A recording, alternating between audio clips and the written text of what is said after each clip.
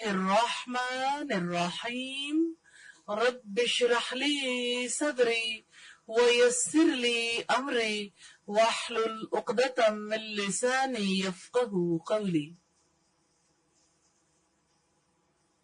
اللہ تعالیٰ کے اسماء و صفات کے حوالے سے آج ہم الرب کو دیکھیں گے، اور میں اس کا آغاز اس حدیث سے کرنا چاہتی ہوں۔ نبی صلی اللہ علیہ وسلم کا فرمان صحیح مسلم کی 34 نمبر حدیث ہے، اور اس کے راوی سیدنا عبداللہ ابن عباس ہیں رضی اللہ تعالیٰ عنہ۔ نبی صلی اللہ علیہ وسلم نے فرمایا ذاق طعم الایمان، اس نے ایمان کا مزہ چکھ لیا، من رضی باللہ ربا، جو اللہ تعالی کے رب ہونے پر راضی ہو گیا، وبالاسلام دینا، اور اسلام کے دین ہونے پر راضی ہو گیا، وبمحمد رسولا، اور محمد صلی اللہ علیہ وسلم کے رسول ہونے پر راضی ہو گیا۔ اس نے ایمان کا مزہ چکھ لیا جو اللہ کے رب ہونے پر راضی ہو گیا۔ بات یہ ہے کہ وہ رب کون ہے؟ یہ رب کا نام قرآن حکیم میں 500 مرتبہ کے قریب آیا ہے، 500 ٹائمز۔ قرآن حکیم کا آغاز ہوا تو رب العزت کا فرمان ہے الحمدللہ رب العالمین، ہر قسم کی تعریف اللہ تعالیٰ کے لیے ہے جو کائنات کا رب ہے۔ سورہ الانعام کی آیت نمبر 162 ہے قل ان صلاتی ونسکی ومحیای ومماتی للہ رب العالمین، آپ کہہ دو یقیناً میری نماز، میری قربانی، میرا جینا، میرا مرنا سب اللہ رب العالمین کے لیے۔ سورہ الانعام کی آیت نمبر 164 میں ہے قل غیر اللہ ابغی ربا وہو رب کل شیء، آپ کہہ دیں کیا میں اللہ کے سوا کوئی اور رب تلاش کروں حالانکہ وہی ہر چیز کا رب ہے۔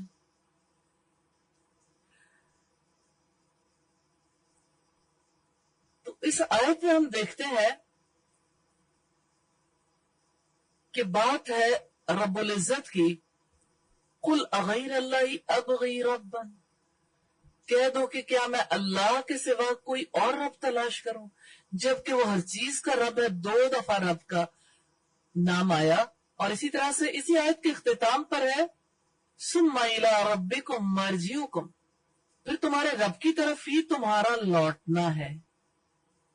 تو بات یہ ہے کہ وہ جو ہر چیز کا رب ہے، جس کے سوا کوئی رب نہیں، وہی ہے جو جہانوں کے فیصلے کرتا ہے، وہی پیدا کرنے والا، وہی تدبیر اور انتظام کرنے والا، وہی انسان کو پیدا کرنے والا اور انسان کو اپنے لیے تخلیق کرنے والا، وہی ہے جس نے انسان کو اپنی عبادت کا حکم دیا، وہی ہے جس نے انسان کو اچھائی برائی کی پہچان دی، ان کے لیے انبیاء بھیجے تاکہ انہیں اللہ تعالیٰ کی ہدایت سے روشناس کرا سکیں، وہی جس سے ہمارا تعلق کیسا ہے کہ وہ رب ہے تو ہم مربوب، ہم اس سے ہر چیز پاتے ہیں۔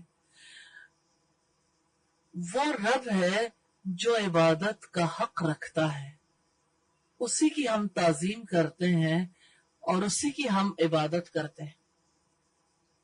اور بندے کا اس کے ساتھ تعلق کیسا ہے کہ وہ حکم دے تو بندے کو اس سے راضی ہو جانا چاہیے، اور جو پسند کرے، یعنی جس طرح کی زندگی پسند کرے، جس طرح کے کام پسند کرے، جس طرح کی بات پسند کرے، جس طرح کے تعلقات پسند کرے، یہی تو دین ہے نا، دین ہمیں یہی بتاتا ہے۔ اس پر، اس رب کے دیے ہوئے قانون پر، اس کی ہدایات پر بندے کو راضی ہو جانا چاہیے، اس لیے کہ اسی رب نے تو اسے زندگی دی ہے، اسی رب نے تو اسے رزق دیا ہے، اور اسی رب کے پاس لوٹ کر جانا۔ تو جو بندہ رب پر راضی ہو جاتا ہے، اس کی تقسیم پر بھی راضی ہو جاتا ہے، اس کی تقدیر پر بھی راضی ہو جاتا ہے، یعنی جو وہ عطا کرے اس پر بھی راضی ہو جاتا ہے، جس سے وہ روک دے اس سے بھی راضی ہو جاتا ہے، جو اپنے रब को पहचान लेता है वो अपने रब से कभी नाराज नहीं होता। इसी बारे में नबी सल्लल्लाहु अलैहि वसल्लम ने फरमाया ज़ाक़ता अमल ईमान, उसने ईमान का मजा चख लिया। मन रज़िया बिल्लाहि रब्बा, जो अल्लाह के रब होने पर राजी हो गया। तो वो रब है जो अकेला पैदा करने वाला है, फैसले करने वाला है। जो वो चाहता है वो हो जाता है, और जो वो नहीं चाहता वो नहीं होता। कायनात का एक जर्रा भी ऐसा नहीं जिसको उसने तख्लीक ना किया। कौन है जो उसकी इजाजत के बगैर कोई हरकत कर सके? वो रब कैसा है, उसने हमें भी पैदा किया, हमारे अफाल को भी। जब आंख बनाई, आंख के लिए बसारत बनाई, तो आंख को देखना भी सिखाया, आंख का फेल भी बनाया। जब कान बनाया, जब उसके लिए समात बनाई, तो फिर कानों को सुनना भी सिखाया। यानी सुनने का फेल भी उसका तख्लीक करता है। तो उसने इंसानों को पैदा किया, इंसानों के अफाल को भी पैदा किया।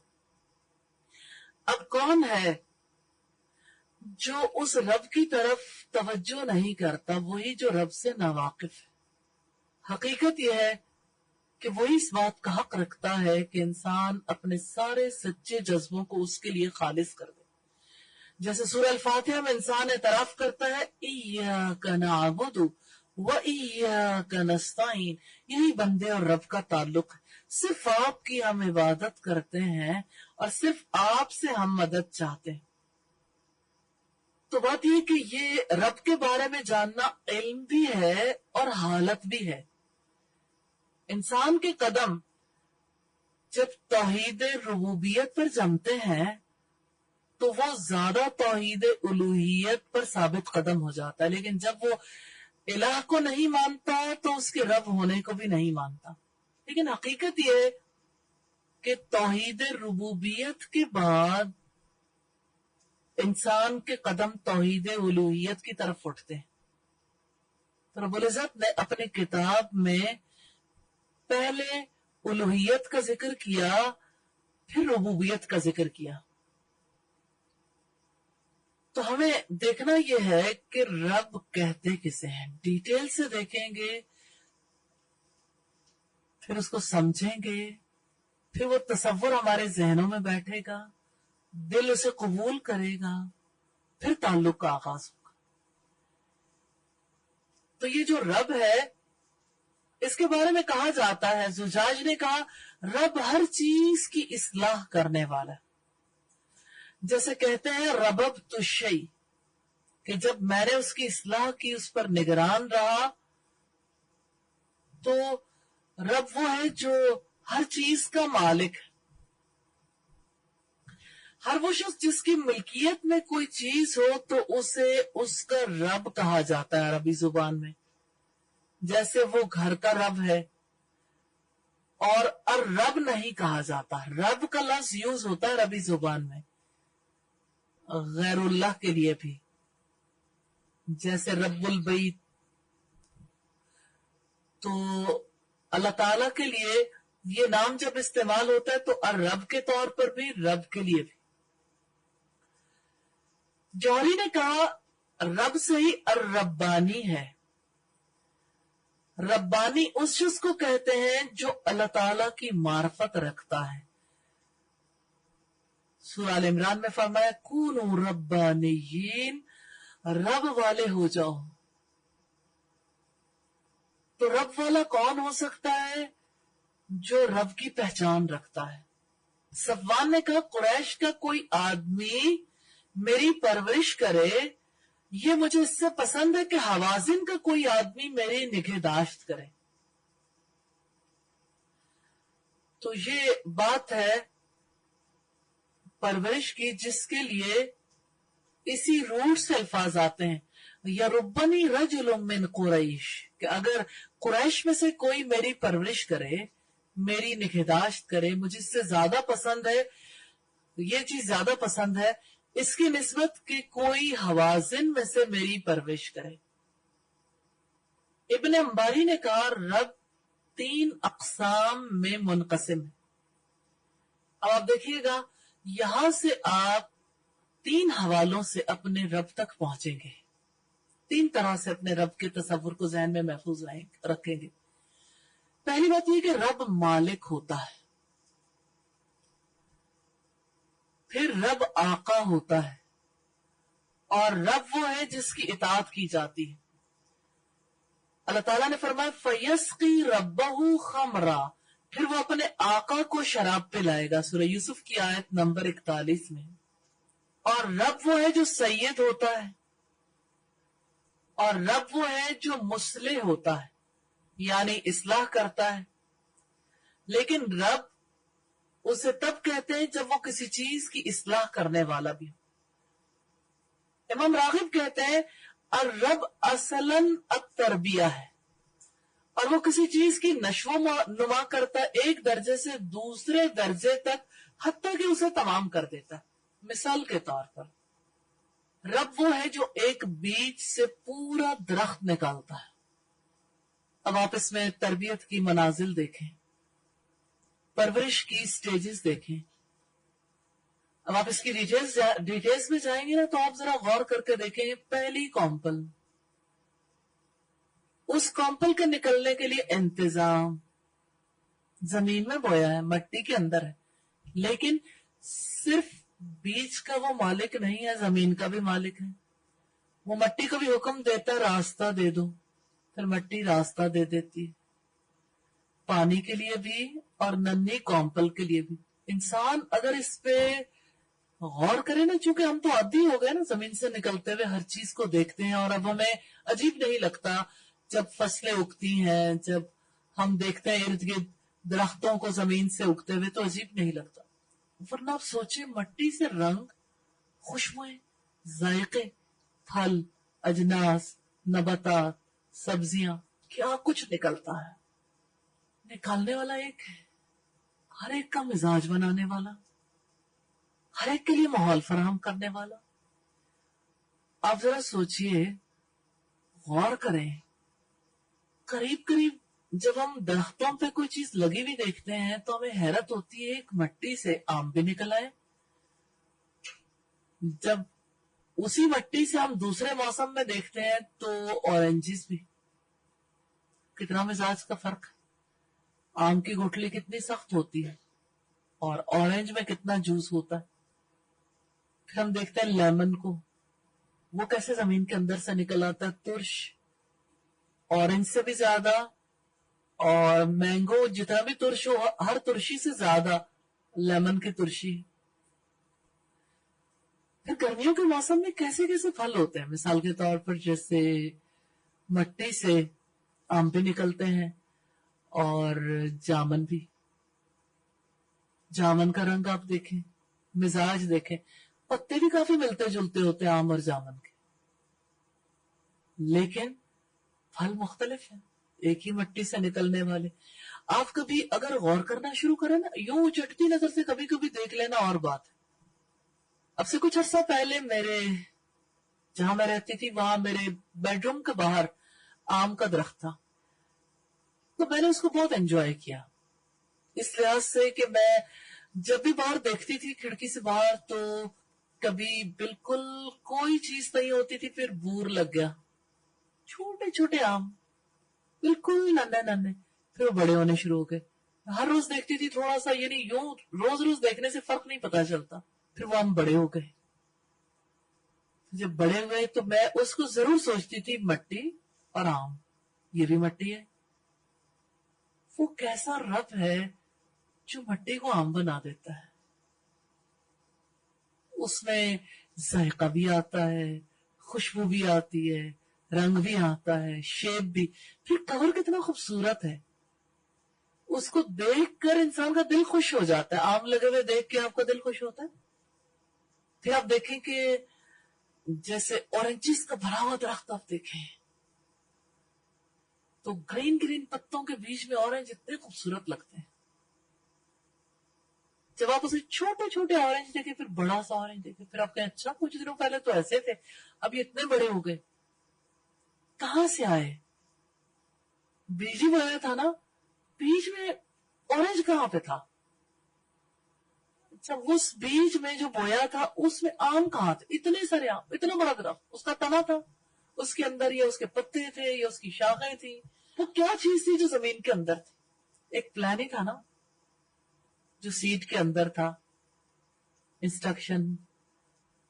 انسٹرکشن مینول جیسے ایک پلان ہے جو ہماری زندگی کے بارے میں ہے اس کتاب میں ہے، لیکن یہ بیج نہیں اگے گا آپ کے اندر جب تک کہ آپ اس کا علم حاصل نہیں کریں گے، جب تک یہ آپ کے اندر نہیں اتر آتا، قبول نہیں کریں گے. پھر آپ کے اندر جب تک یہ اعمال صالحہ ظاہر نہیں ہوں گے، یعنی دل قبول کرتا ہے نا تو دل باغ و بہار ہو جاتا ہے، پھر اگاؤ کا سلسلہ شروع ہوتا ہے، پھر اگلی سٹیجز آتی ہیں. تو وہ رب ہے جو بیج سے پورا درخت پھلوں تک پہنچاتا ہے. ہر سٹیج پر کس طرح سے وہ پوری نگہداشت کرتا ہے، نگرانی، جو چیز اسے چاہیے وہ بھی پہنچاتا ہے. سوچیں ایک درخت کی بات کو، صرف ایک، پھر آپ پوری درختوں کا سوچ سکتے ہیں، کسی ایک باغ کو، پھر پورے جتنے بھی فصلیں ان کو بھی سوچ سکتے ہیں.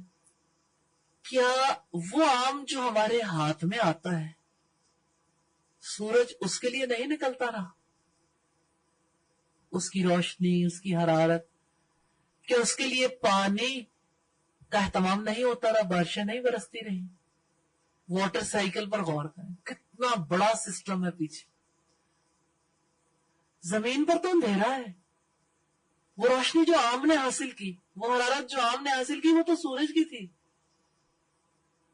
وہ رب ہے جو سورج سے جو کچھ چاہیے وہ آم کے اندر پہنچا دیتا، اور جو انسان کو چاہیے اس کے اندر تک پہنچا دیتا.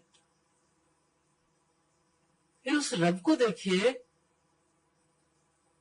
ہم اس کو اس کے کاموں سے پہچانتے ہیں کہ جیسے وہ بیج سے پورا درخت نکالتا ہے، ایسے ہی نطفے سے پورا انسان بناتا ہے. ایک سیل، پھر سیل ڈویژن، پھر اب دیکھیے علقہ، جمع ہوا خون رحم مادر کے ساتھ چپک جاتا ہے. کون جانتا ہے اس جمے ہوئے خون نے کیسا انسان بننا ہے؟ نو ون نوز، پیرنٹس کو بھی پتا نہیں ہوتا، لیکن بچے کا پورا ڈیزائن پہلے سیل کے اندر بھی ہوتا ہے. اس بچے نے کس طرح کی شکل و صورت لے کے پیدا ہونا ہے، کیسی اس کی آنکھیں ہوں گی، آنکھوں کا کلر کیسا ہوگا، کیسے اس کے لپس ہوں گے، فیس کیسا ہوگا، قد بت کتنا ہوگا، اور اس کی رزق اور اس کی عمر اور اس کے باقی سارے معاملات اندر ہی اندر سارے فیصلے ہو جاتے ہیں.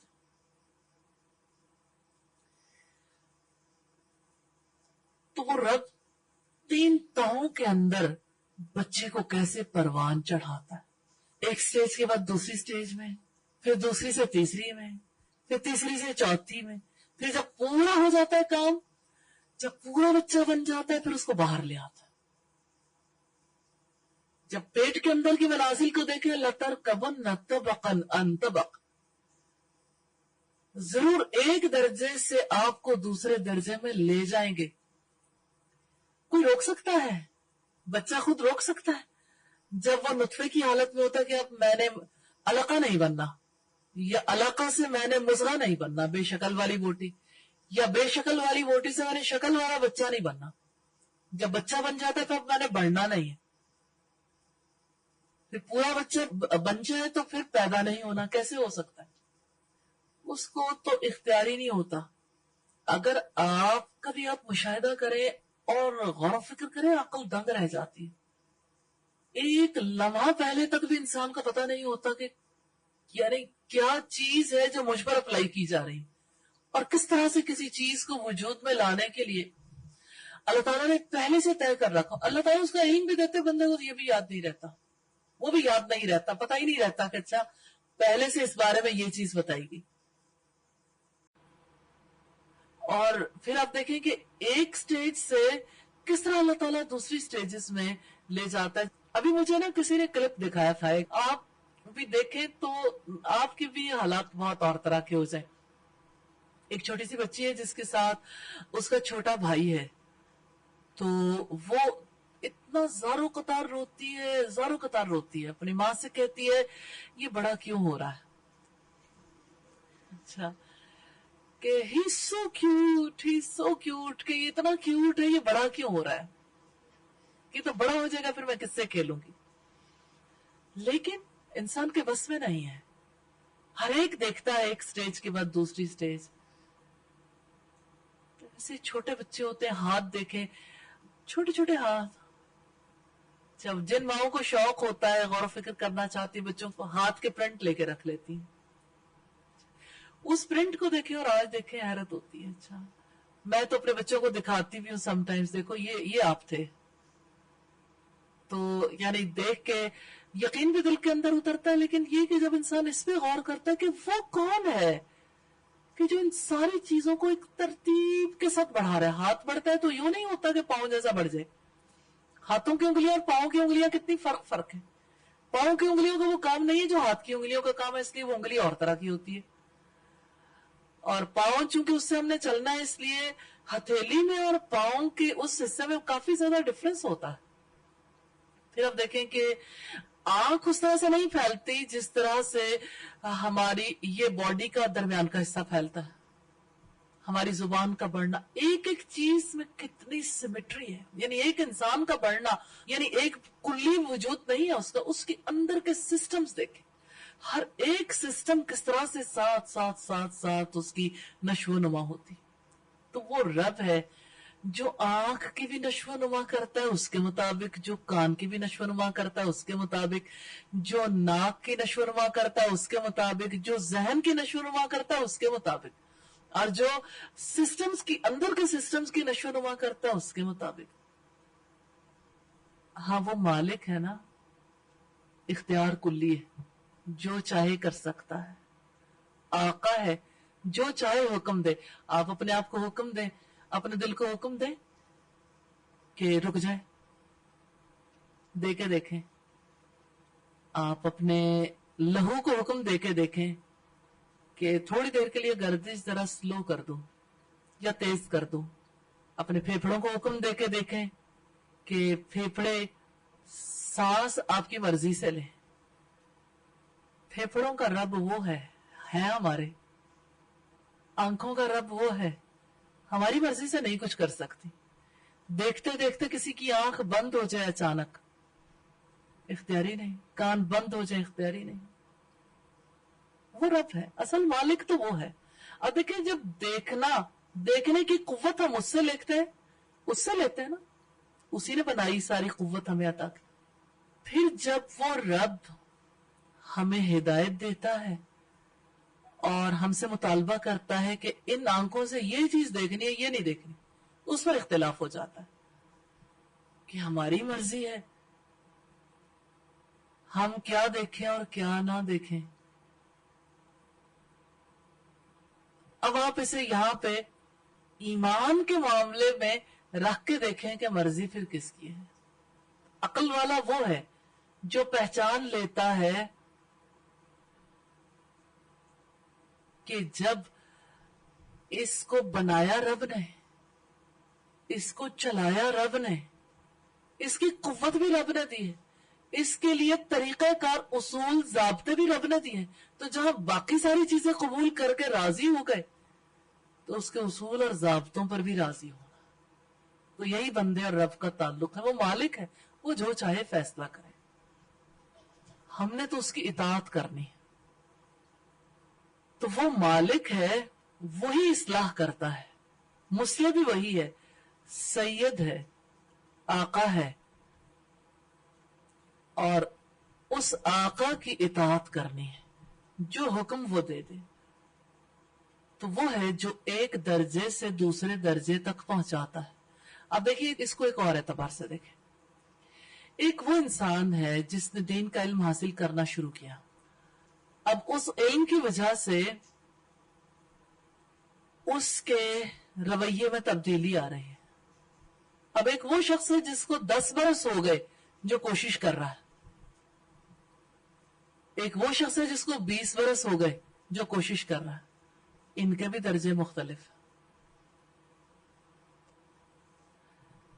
ان سعیکم لشتی، بے شک تمہاری کوششیں مختلف طرح کی ہیں. یعنی اعمال بھی مختلف طرح کے ہوتے ہیں، لیکن ایک راستے پہ چلنے والے بھی کہیں کوئی آگے جا رہا ہے, بہت آگے جانے والا کام کر رہا ہے, کوئی درمیان میں, کوئی پیچھے رہنے کے لیے کام کر رہا ہے. نماز سب ادا کرتے ہیں, لیکن نماز سب لوگوں کی کیا ایک جیسی نماز ہوتی ہے؟ نماز میں بھی درجہ بندی ہے. کسی کی نماز بہت اعلیٰ درجے کی اور کسی کی بہت پست درجے کی. یا اللہ ہمیں اعلیٰ درجے کی نمازیں ادا کرنے کی توفیق عطا فرمائے. قرآن مجید میں یہ نام کثرت سے آیا ہے, 151 ٹائمز یہ نام مفرد آیا ہے, یعنی اکیلے. جیسے الحمدللہ رب العالمین, رب اکیلا آیا ہے. اسی طرح سے جیسے سورہ البقرہ کی آیت نمبر 131 میں ہے, اذ قال لہ ربہ اسلم, جب اس کے رب نے اس سے کہا فرما بردار ہو جا, قال اسلمت لرب العالمین, تو اس نے کہا میں رب کائنات کا فرما بردار ہو گیا. تو ربہ اور رب مفرد ہے, اور ربہ جو ہے وہ ایک ضمیر کے ساتھ آ رہا ہے.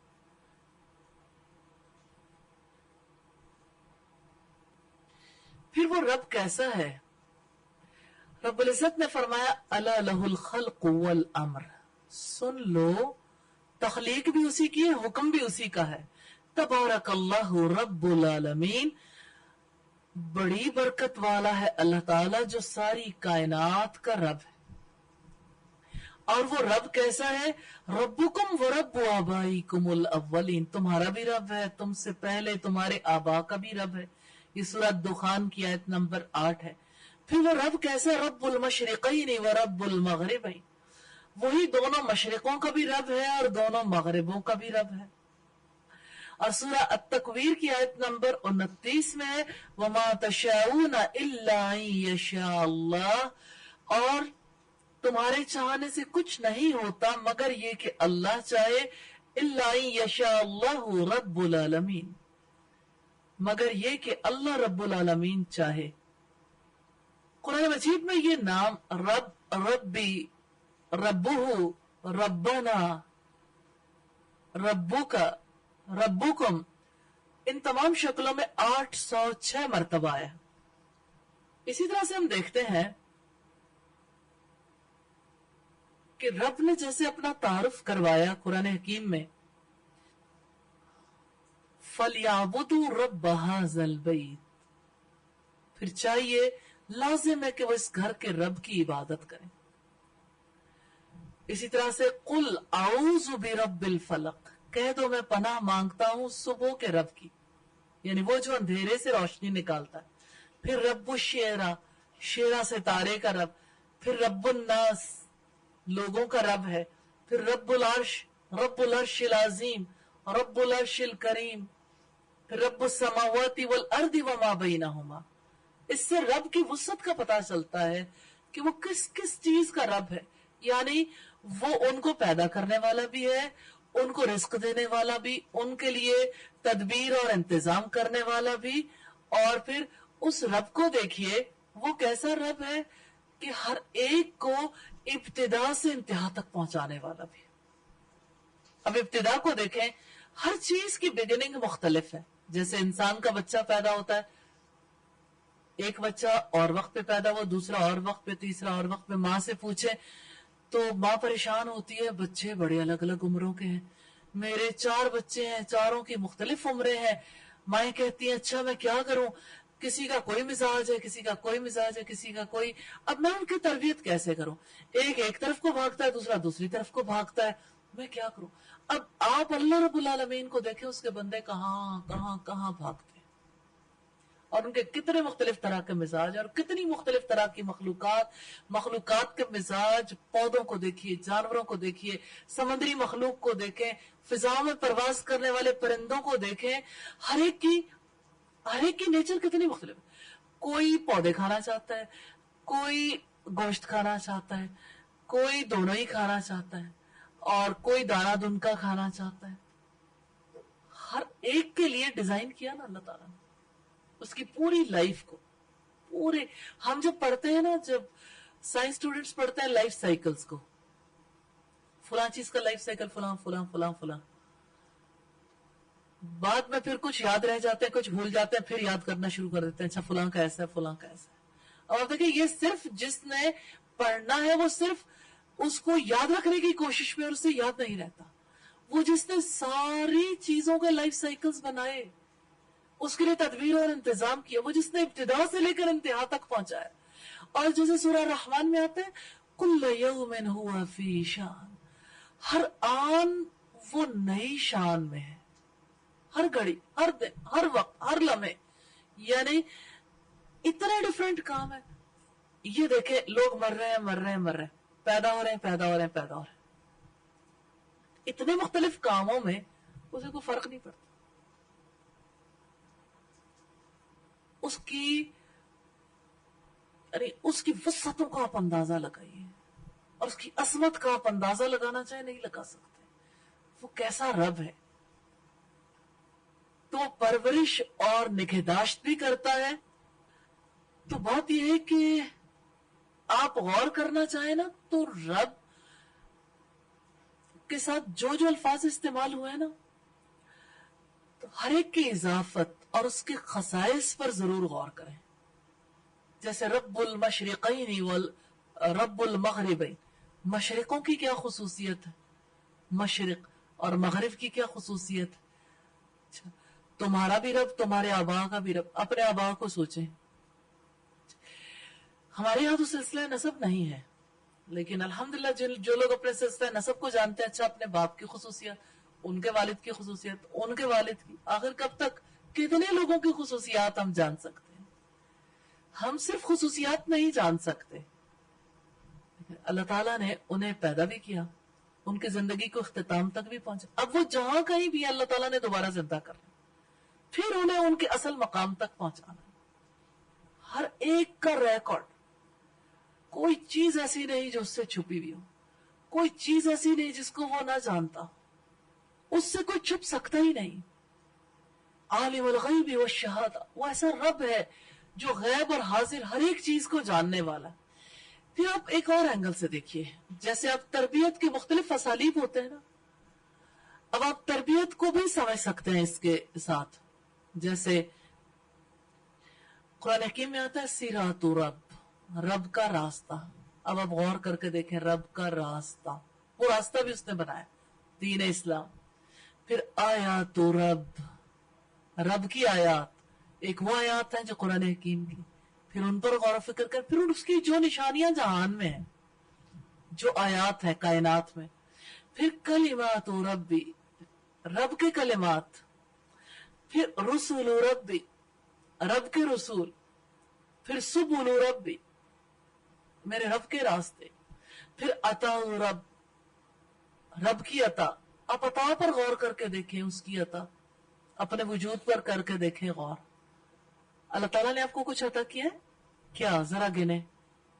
زندگی، سب سے بڑھ کر زندگی، وجود، جتنی قوتیں ہیں، صلاحیتیں ہیں. آپ اگر اپنے آپ کو دیکھنا چاہیں ہم کیا ہیں، ہم جتنا کچھ بھی ہیں اپنے رب کے بغیر کچھ بھی نہیں ہے. ہم کچھ بھی نہیں تھے تو رب نے ہمیں تخلیق کیا. کل ہم پھر نہیں ہوں گے، پھر وہ ہمیں اٹھا کھڑا کرے گا. جو کچھ بھی ہے رب کی وجہ سے ہے،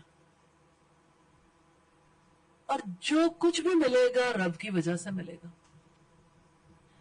اس کی عطا سے ملے گا. پھر کتاب و ربی، میرے رب کی کتاب. پھر عذاب و ربی، میرے رب کا عذاب. پھر رحمت و ربی، میرے رب کی رحمت. پھر امر و ربی، میرے رب کا امر. پھر رزق و ربی، میرے رب کا رزق. پھر خراج و ربی، پھر حمد و ربی، پھر نعمت و ربی، پھر آلائی ربی، پھر برکات و رب، جنود و ربی، پھر بطش رب، یعنی رب کی پکڑ. تو آپ اگر غور کرنا چاہیں تو آپ کو تربیت کا پورا ایک پیٹرن ملے گا رب کے ساتھ، کہ رب ہر ایک چیز کی پرورش اور نگہداشت کیسے کرتا ہے. تو اس کی ربوبیت کا فیضان جاری ہے. پھر آپ دیکھیں اس رب نے ہدایت عطا کی، اس کی ہدایت کو جو قبول کر لیتے ہیں وہ دوسروں کو اس راستے کی دعوت دیتے ہیں. تو دعوت کا طریقہ کار بھی اس نے بنایا, ہدایت کا طریقہ کار بھی. اب آپ ہدایت کے طریقہ کار کو دیکھنا چاہیں تو آپ دیکھیے, باہر سے ہدایت کا طریقہ کار بعد میں. اللہ تعالیٰ نے سب سے پہلے کیا ہے, ہمیں تخلیق کیا, ہمیں اچھائی برائی کی پہچان دی, ہمیں عقل عطا کی, 2 انٹرنل سپورٹرز ہمارے اندر رکھے, پھر 2 ایکسٹرنل سپورٹرز, رسولوں کے بعد میں آنے والے, پھر کتابیں, اللہ تعالیٰ کی کتابیں, پھر اللہ کے رسول کی سنت. پھر آپ دیکھیں کہ یہ سارا پروسیس ہے جس کے توسط سے اللہ تعالیٰ نے ہدایت کو ممکن بنایا, آسمان سے آنے والی وحی. پھر آپ یہ دیکھیے کہ اس پروسیس میں آنے والا جب اللہ کے نور کے حالے میں آتا ہے, جب وہ دعوت دیتا ہے, تو دعوت کا بھی طریقہ کار ہے جو رب نے بنایا. جیسے رسولوں نے دعوت دی, دعوت میں حکمت ہے, دعوت میں تدریج ہے, دعوت میں نصیحت ہے, اور دعوت مختلف طرح کے قوموں کے لیے, مختلف طرح کے قبیلوں کے لیے, لوگوں کے لیے, حالات کے لیے ہے. اللہ تعالیٰ نے اس کے لیے پوری رہنمائی کی ہے. پھر آپ دیکھیں کہ جیسے اللہ تعالیٰ کی طرف رجوع کرنا ہے, اس رجوع کے لیے بندے کے اندر کیا چیز پیدا ہوگی وہ بھی اس نے بنائی, اس رجوع کی ضرورت بھی اس نے بنائی ہے. پھر اس ضرورت کو پورا کرنے کے لیے بھی اس نے اہتمام کیا. پھر اللہ تعالیٰ کی طرف رغبت ہے, رغبت بھی اسی نے بنائی ہے. اب دیکھیں کچھ جذبے ایسے ہیں جس کی وجہ سے ہم انسانوں سے بھی متعلق ہوتے ہیں, رب سے بھی تعلق رکھتے ہیں. اب جانتے ہیں اب ایسی بیماریاں بھی وجود میں آئی ہیں جس کی وجہ سے, یعنی جس کو یہ بیماری لاحق ہوتی ہے اس کے پاس پھر کچھ بھی نہیں رہ جاتا. مثال کے طور پر جیسے کچھ بچے ایسے پیدا ہوتے ہیں, پہلے 1000 میں سے ایک تھے, پھر 600 میں سے ایک, اب ان کی تعداد بہت بڑھ گئی, اور آئندہ آنے والے دنوں میں کہا یہ جا رہا ہے 65 میں سے ہر بچہ, ایک بچہ ضرور ایسا ہوگا.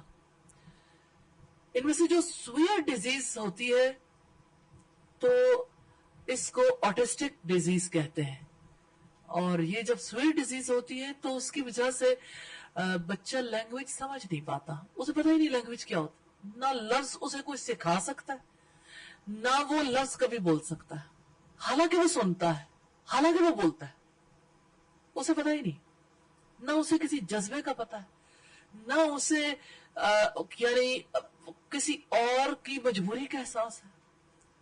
ہر احساس ختم ہوتا ہے اس کے ساتھ. اور جن کے یہاں یہ بچے پیدا ہوتے ہیں وہ کتنی بڑی تکلیف میں ہیں کہ وہ کھاتے بھی ہیں, ان کے اندر قوت بھی ہے, وہ قوت بھی ان کے اندر زیادہ ہے, اور بڑے شارپ ہوتے ہیں اپنے مقاصد کے لیے, لیکن دوسروں کو درد نہیں رکھتے. اور اسی طرح سے جن لوگوں میں پھر یہ ڈیزیز نسبتاً کم ہوتی ہے تو اس کا احساس اس وقت ہوتا ہے کہ جب یعنی رسپانس نہیں آتا ان لوگوں کی طرف سے, اور ایک بے دردی والا رویہ ہوتا ہے, سنگ دلی اور ظلم کا رویہ ہوتا ہے. کتنے ہی لوگ ہیں جو ہماری سوسائٹی میں بھی ایسے ہوتے ہیں جن کا پتہ نہیں چلتا. تو ہمیں یعنی میں یہ بات اس کو میڈیکلی اس کے سمپٹمز کے حوالے سے نہیں بلکہ اس ریفرنس سے اس کی چند چیزیں آپ کے سامنے رکھ رہی ہوں کہ یہ جو رغبت ہے نا, یہ بہت بڑی دولت ہے, یہ بھی رب نے بنائی ہے. کسی سے نفرت یا کسی سے محبت یا کسی سے امید رکھنا یا کسی سے نا امید ہونا, یا غم ہے یا خوشی ہے یا غصہ ہے, یا اسی طرح سے مختلف طرح کے جذبات ہیں جن کا اظہار انسان کرتا ہے. اب دیکھیے مثال کے طور پر جیسے کوئی کھانا کھانا چاہتا ہے تو اس کے اندر یہ بھوک کس نے بنائی ہے؟ اس رب نے. اگر بھوک نہ لگتی تو کتنی نعمتیں ارد گرد ہوتی, کتنی نعمتیں ارد گرد ہوتی. بھوک کے بغیر کون کھانا کھانا چاہتا ہے؟ کتنی اچھی چیزیں ہمارے سامنے ہو, لیکن اگر ہمیں بھوک نہ ہو تو ہم کہتے ہیں کیا کریں, کھا نہیں سکتے, اب ضرورت نہیں, طلب ہی نہیں, گنجائش ہی نہیں ہے. آپ نے پانی پیا, اچھے طریقے سے پی لیا, اور آپ کے سامنے ایسا مشروب آتا ہے جو بہت ہی مزے کا ہے, لیکن آپ کہتے ہیں اب تو طلب ہی نہیں. ایسے ہی کتنے لوگ ہیں جن کے اندر سے رب کی طلب ختم ہو جاتی ہے. تو وہ رب کتنا مہربان ہے جس نے رجوع کرنے کو بھی تخلیق کیا. یعنی رجوع کا عمل کیسا ہوتا ہے, کہاں سے لوگ رجوع کرنا شروع کرتے ہیں. پھر رجوع کی ضرورت طلب کس طرح سے کسی انسان کے اندر پیدا ہوتی، اس کو بھی اسی نے بنایا. پھر آپ دیکھیں کہ اس کی سخاوت کیسی ہے، اس کی ربوبیت میں اس کی کتنی سخاوت ہے کہ وہ کافر کو بھی موقع دیتا ہے. مثال کے طور پر آپ دیکھیں سیدنا عمر ابن خطاب کو، آپ دیکھیے پہلے 5 برس نبوت کے بعد وہ کتنا ظلم ڈھاتے تھے لوگوں پہ جو ایمان قبول کر لیتے تھے.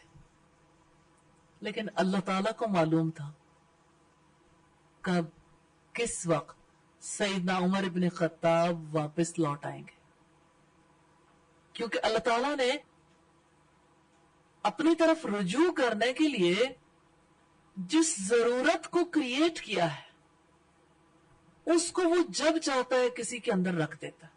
طلب، وہ طلب بھی اسی کی جانب سے پیدا ہوتی. پھر آپ دیکھیں کہ جیسے اس طلب کی پہچان ہونا، معرفت، یہ بھی اللہ تعالیٰ نے تخلیق کی ہے. مثال کے طور پر آپ دیکھیں جیسے ایک انسان کے اندر خلا پیدا ہوتا ہے، اسے سمجھ نہیں آتا، معرفت نہیں ہوتی نا، پتہ نہیں چلتا کہ اچھا ہے کیا. ایک بے کلی ہے، پریشانی، ٹینشن، کوئی چیز سکون نہیں دے رہی، کوئی چیز خوش نہیں کر رہی، اور پتہ نہیں ہے کہ کیوں ہے. حافظ ابن قیم کہتے ہیں کہ جیسے بھوک لگتی ہے تو پیٹ میں خلا پیدا ہو جاتا ہے، اسی طرح سے ہر انسان کے اندر اللہ کے ذکر کے بغیر بھی خلا پیدا ہو جاتا ہے. یعنی جب اللہ کو یاد نہیں کرتا، اللہ تعالیٰ نے اسے تخلیق کر رکھا ہے.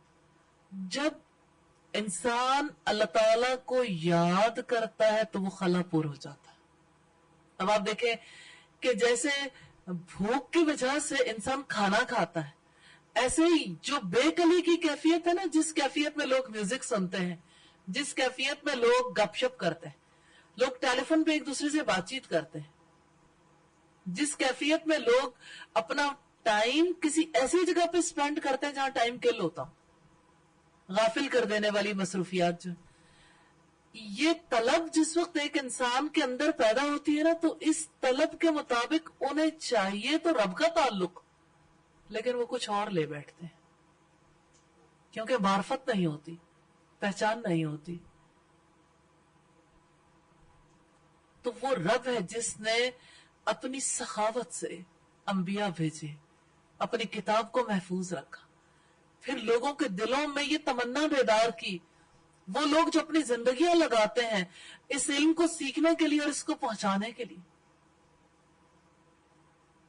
پھر ان کا وقت لگنے کی وجہ سے، پھر کتنے لوگ ہیں جو اس سلسلے میں مال لگاتے ہیں، پھر ان کا مال لگنے کی وجہ سے، پھر کتنے لوگ ہیں جو ان کے لیے انتظامات کرتے ہیں، ان کے انتظامات کرنے کی وجہ سے ان لوگوں کے لیے رجوع اللہ کا موقع پیدا ہوتا ہے جن کے اندر اللہ کی ذات کے لیے خلا پیدا ہوتا ہے، وہ تلاش میں ہوتے ہیں، حق کی تلاش میں ہوتے ہیں. وہ رب کہاں کہاں سے انتظام کرتا ہے، کس کس مقام سے انسان حیرت زدہ رہ جاتا ہے. اور آپ دیکھیں کہ جو ظاہری چیزیں نظر آتی ہیں اس کے بارے میں ہمیں پھر بھی محسوس ہوتا ہے. کتنے لوگ ہیں جس میں غور و فکر کرتے ہیں کہ اچھا کون سی چیز کس دیش سے چلی، کہاں آئی، رزق ہے اللہ جہاں پہنچا دے. وہ رب جہاں سے بھی چاہے رزق نکال کے اس تک پہنچا دیتا ہے. جیسے حضرت مریم کو بے موسم کے پھل کھلائے تھے، موسم نہ ہو تو ان پھلوں کی توقع نہیں کی جا سکتی، لیکن رب چاہے تو کہیں سے اٹھا کے کہیں پہنچا سکتا ہے. اور اب ہر کوئی تجربہ کرتا پھرتا ہے بے موسم کے پھل کھانے کا، کیونکہ کسی علاقے میں جہاں کا موسم فرق ہے، سوائل فرق ہے، جہاں اللہ تعالیٰ نے اپنی قدرت سے انتظام کر رکھا ہے، اس علاقے میں موسمی فرق ہے، جہاں پہ وہ چیزیں پیدا ہوئی اس علاقے سے پوری دنیا میں تقسیم ہو جاتی ہیں. تو یہ اللہ تعالیٰ کی ربوبیت ہے جس کی وجہ سے مختلف طرح کے پھل پیدا ہوتے ہیں. اور ٹھیک ہے انسانوں کو یہ پھل بھی ملتے ہیں، ہر طرح کا رزق ملتا ہے. اور مجھے حضرت حسن بصری کی وہ بات یاد آتی ہے، انہوں نے یہ بات کہی تھی، کسی شخص نے ان سے کہا کہ دیکھو اللہ نے مجھے اتنا مال دیا، رزق بھی وافر ہے، اولاد بھی بالکل ٹھیک ہے، دنیا کی کوئی نعمت نہیں جو مجھے میسر ہو، تو مجھ پر تو اللہ کا بڑا فضل ہے. تو انہوں نے اس سے سوال کیا کہ یہ بتاؤ کہ قیام اللیل کرتے؟ اس نے کہا نہیں. یعنی راتوں کو قرآن پڑھنے کی لذت ملتی ہے؟ اس نے کہا نہیں. قرآن کی تلاوت کی لذت ملتی ہے، دعا کی لذت ملتی ہے.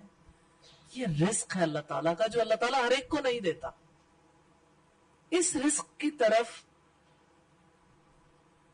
اللہ تعالیٰ اس کو متوجہ کرتا ہے اور اس کو یہ رزق دیتا ہے جس کو وہ پسند کرتا ہے. ہر ایک کو یہ رزق نہیں دیتا، جو اس کے لیے کوشش کرتا ہے.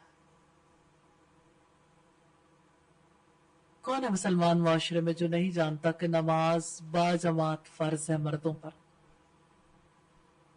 لیکن کتنے لوگ ہیں جنہیں باجماعت نماز کا رزق ملتا ہے؟ کس کو نہیں پتا کہ قیام اللیل کا کتنا بڑا درجہ ہے؟ پھر کتنے لوگ ہیں جن کو یہ رزق ملتا؟ اقبال نے کہا کچھ ہاتھ نہیں آتا بے آہ سحر گاہی. یعنی سحر کے وقت جو آواز یعنی اللہ تعالیٰ کو سے جو دعا کی جاتی ہے اس کے بغیر کچھ بھی انسان کے زندگی میں تبدیلی نہیں آتی. یہ نالے نیم شبی ہے جس کی وجہ سے زندگیاں بدلتی ہیں. وہ رزق کس کو نصیب ہوتا ہے؟ وہ رب ہے، اپنے خاص بندوں کو یہ رزق نصیب. رزق کے خزانے اس رب کے پاس ہیں جس کو جتنا چاہتا ہے رزق عطا فرماتا ہے. لیکن اس سے جو رزق مانگنا چاہیے وہ رزق ہے کہ اگر اس کے بارے میں دولت مندوں کو پتہ چل جائے کہ وہ معرفت کا رزق، وہ عبادت کا رزق، وہ دعاؤں کا رزق کیسی لذت رکھتا ہے، تو وہ تلواروں کے ساتھ اس رزق کو حاصل کرنے کے لیے جنگ کرنے کے لیے آئے. پھر آپ اس کی ربوبیت پر غور کریں. مادی، غیر مادی، جسمانی، روحانی قوتوں اور مختلف تاثیرات سے کس طرح مختلف حالات میں وہ مختلف چیزوں کی تربیت کرتا ہے. یعنی ایک انسان ہے، پھر انسان کے اندر کتنی چیزیں ہیں جس کی تربیت ہو رہی ہے، جس کو پروان چڑھا رہا ہے. اور ہر ایک چیز کو مادی اعتبار سے بھی وہ پروان چڑھا رہا ہے، اس کی حفاظت کر رہا ہے، نگہداشت کر رہا ہے، روحانی اعتبار سے بھی. پھر ایک ماحول میں رہتے ہوئے کس طرح سے ان چیزوں کو وہ جلا بخش رہا ہے. تو بات یہ ہے کہ وہ احسن الخالقین ہے. فتبارک اللہ احسن الخالقین. بڑا برکت والا ہے اللہ تعالی سب خالقوں سے بہتر تخلیق کرنے والا. ابھی تک جب ہم نے دیکھا تو اللہ تعالیٰ کے رب ہونے کو، اس کی ربوبیت کو ابن جریر طبری کہتے ہیں رب کے معنی کی 3 وجوہات ہیں. ان وجوہات کا ذکر کرتے ہوئے کہتے ہیں کہ ان کے ماں سوا بھی اس کے معنی ہیں. تو ہمارا رب جل ثناؤہ السید ہے جس کے کوئی مشابہ نہیں، نہ اس کے مثل کوئی سردار ہے. اور وہ المصلح ہے، اصلاح کرنے والا. اپنی مخلوقات پر وہ جو انعامات کرتا ہے اس لحاظ سے وہ مخلوق کے معاملے میں اصلاح کرنے والا. اور وہ المالک ہے جس کے لیے خلق اور امر ہے. یہ جامع البیان کی روایت ہے، والیوم 1 پیج 48. ابن الاسیر نے کہا الرب کا اطلاق لغت میں مالک، سید، مدبر، مربی، قیم، نگران اور منعم پر ہوتا ہے. یہ النہایہ کی روایت ہے، والیوم 1 ہے، پیج 179. ابن کثیر نے کہا رب وہ ہے جو مالک اور متصرف ہو، یعنی جو اپنی ملکیت میں آئی ہوئی چیزوں کو کام میں بھی لا سکتا ہو. متصرف تصرف کرنے والا، یعنی جس کا پورا اختیار ہو. اس کا اطلاق لغت میں السید پر ہوتا ہے اور اصلاح کے لیے تصرف کرنے والے پر ہوتا ہے. اور یہ سب اللہ تعالیٰ کے لیے صحیح ہے. اور الرب غیراللہ کے لیے یوز نہیں ہوتا. اللہ عز و جل کے سوا کسی کے لیے الرب یوز نہیں ہوتا. اور عبد الرحمن السعدی نے کہا الرب وہ مربی ہے جو سب بندوں کے لیے تدبیر کرتا ہے، اور اس کی تربیت صاف دلوں کے لیے خاص ہے کہ رب ان دلوں کی اصلاح کرتا ہے، ان کی ارواح کی بھی اور اخلاق کی بھی اصلاح کرتا ہے. اس وجہ سے ان کی اکثر دعائیں اسی اسم جلیل کے ساتھ ہوتی ہیں، اسی وجہ سے وہ خاص تربیت کا مطالبہ کرتے ہیں. اس نام پر بات چیت ہم آئندہ بھی جاری رکھیں گے، کیونکہ جو بنیادی اسماء ہے نا، انہی اسماء میں سے ایک اسم الرب ہے. کچھ چیزیں ہم آئندہ دیکھیں گے انشاءاللہ. سبحانک اللہم وبحمدک نشہد ان لا الہ الا انت نستغفرک ونتوب الیک. السلام علیکم ورحمۃ اللہ وبرکاتہ.